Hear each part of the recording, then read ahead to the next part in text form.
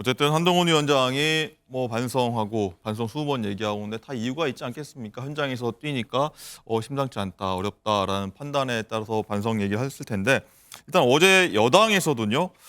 윤석열 대통령이 대국민 사과해야 한다는 요구가 공개적으로 나오기까지 했습니다. 자, 누가 했는지 한번 듣고 오시죠.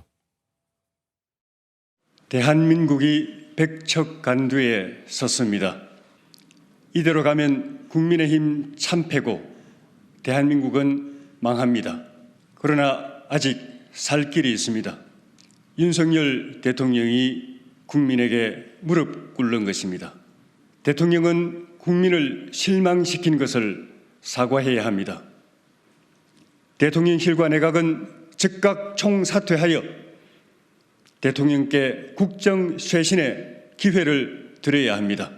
네, 발언 들으셨겠지만 굉장히 수위가 높습니다. 신주호 대변인, 일단 굉장히 수위가 높고 대통령한테 이렇게 강경 발언이라고 해야죠. 처음입니다. 현역 의원이 얘기한 게. 어떻게 받아들이세요? 저는 개인적으로 조혜진 의원이 지금 선거를 치르는 게 어려우시겠다라는 생각을 했습니다. 아무리 어렵지만 과연 저런 식의 발언을 지금 총선을 목전에 두고 하는 것이 옳으냐, 그 가치 판단에 있어서 저는 굉장히 부정적으로 봅니다. 그만큼 현장에서 어렵다는 방증이 아닐까요? 그만큼 어렵다는 방증이겠지만 그 어려움을 타게 하는 방법이 대통령 탓으로 돌리면서 대통령의 사과를 요구하는 것으로 가서는 안 됩니다. 본인이 그 지역에서 지역민들과 더 밀접한 그리고 지역민들에게 더 다가갈 수 있는 선거 유세전을 치르면서 더 분위기를 끌어올릴 생각을 하셔야지 저런 식으로 지금 하는 것은 오히려 그동안의 대통령실 그리고 정부 그리고 저희 국민의힘이 추진해 왔었던 국민들을 위한 여러 정책과 공약들 그것들이 굉장히 성공한 것들이 많이 있거든요.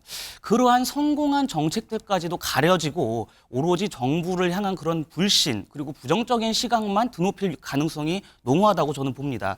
지금 사실 선거가 코앞에 있는데 저희끼리 단합하고 어떻게 하면 이 어려운 난국을 타개해 나갈 수 있을까를 고민하고 서로 복돋아줘도 모자랄 판인데 저런 식으로 분열적 언사를 하는 것은 저는 굉장히 개인적으로 이해하기가 힘들고 코끼리는 생각하지 마라고 했을 때는 오히려 코끼리만 생각하게 되는 것입니다. 대통령 그리고 정부 저희 국민의힘이 했었던 국민을 위한 그런 여러 정책과 공약들을 더 설파하고 그 장점들을 알려도 시간이 모자랍니다. 저런 식의 발언은 저는 개인적으로 옳지 않다고 생각합니다. 네. 손흥 변호사께 하나 더 질문 드릴게요. 이 조 의원이 굉장히 모든 당선자들이 이제 당선되더라도 의원직 총사퇴한다 이렇게까지 경고했는데 그리고 서병수 부산 권역 선대위원장 그리고 김성태 서울 권역 선대위원장도 위기가 있으면서 좀 민생 정책을 좀 내달라 한 위원장한테 뭐라고 해요? 당부를 할까요? 주문이라 할까요? 촉구일까요? 이렇게까지 얘기를 했는데 현 상황 어떻게 보십니까? 이런 상황들. 선거 패배한 데서 이게 총사퇴한다. 이거는 이제 그 선거 불복입니다. 의원직 사퇴하기에 마음대로 할 수 있는 것도 아니에요. 법적으로. 그만큼 절박하다는 심정으로 얘기한 것 같아요. 절박하더라도 이게 그 가능한 이야기를 해야죠. 이거는 이제 우리 헌정이 중단되는 심각한 게 문제고 법적으로도 이게 가능한 것도 아니고 그 자체가 이게 우리가 다수당한테 패배하면 총사퇴하면 이게 선거에 불복하는 거라니까요. 이거는 정말 말이 안 되는 주장이고요. 그리고 이제 그 저는 그래 봐요. 국민의힘에서 이제 그 판세가 어렵다고 대통령 탓을 한다. 그다음에 민주당 후보가 판세가 어렵다고 이재명 대표 탓을 한다. 이 둘 다 잘못된 거예요. 처음부터 이재명 탓하고 대통령 탓할 것 같으면 공천을 신청 안 해야죠. 그러면 이게 무소속 나가든지 본인이 집권 여당의 일원으로 공천을 신청했고 본인이 민주당이 공천 신청해서 됐다면 그다음부터 이게 자기가 원팀대가 자기 능력으로 당선이 돼야지 왜 대통령 탓하고 이재명 대표 탓합니까? 똑같은 논리 아닙니까? 저는 조혜진 이분이 그 밀양에서 이제 옮겨갔거든요. 네. 그러다 보니까 이제 그 판세가 만만치 않다는 거는 이해가 되지만 네. 이걸 이게 본인의 노력으로 본인의 능력으로 돌파해야지 이런 식으로 이게 대통령 공격이나 그다음에 헌정이 중단되는 선거 불복 이런 걸로 이게 돌파해서는 안 된다. 네. 이렇게 봅니다. 박지원 부원장님 어떻게 보십니까? 일단은 너무 나간 발언이다라고 이제 두 분은 좀 말씀하시는 것 같은데 쭉 얘기해 오지 않았습니까? 절박함일지 아니면 말씀하셨던 뭐 엄살일지 어떤 게 의도를 좀 파악해야 될까요? 서정욱 변호사님께서 어쩌다 보니까 이재명 대표를 또 옹호를 다 하시네요. 저는 대통령 탓이죠. 정권 심판원이 대통령 탓 아닙니까? 그래서 당연히 여당이든 야당이든 모든 국민은 대통령 탓을 할 수 있어야 되는 겁니다. 그게 민주주의 국가입니다. 야당도 마찬가지입니다. 야당도 선거가 잘 안 된다. 그럼 이재명 대표 탓해야 되는 겁니다. 그게 민주주의입니다. 저는 그렇게 받아들여야 되고 우리 서정욱 변호사가 자꾸 뭐 헌정 중단 이런 이야기를 하시는데 국회의원직 사퇴도 헌법에 다 나와 있습니다. 헌정 중단이 아니고 사퇴하는 것조차도 헌법적 질서 속에서 이루어지는 거고요. 우리가 박근혜 대통령 탄핵할 때도 어떤 분이 그런 이야기 했습니다. 이게 박근혜 대통령을 탄핵하는 것이 오히려 헌정 질서다. 사퇴하는 것보다. 그런 이야기를 또 한 적도 있습니다. 결국 민심이 천심인 것이고 민심과 천심에 의해서 이 위정자들은 늘 비판을 받는 것은 당연한 겁니다. 그리고 조혜진 의원도 현재 입장에서 보면은 한 사람의 국회의원 입후보자이기도 하지만 한 사람의 국민으로서 당연히 대통령 비판할 수 있는 거고 내각 총사퇴 저는 요구할 수 있다. 그런 생각이 듭니다. 네. 어쨌든 국민의힘 후보들, 인사들이 이렇게 좀 강경하게 좀 나서는 것들 다 이유가 있겠죠.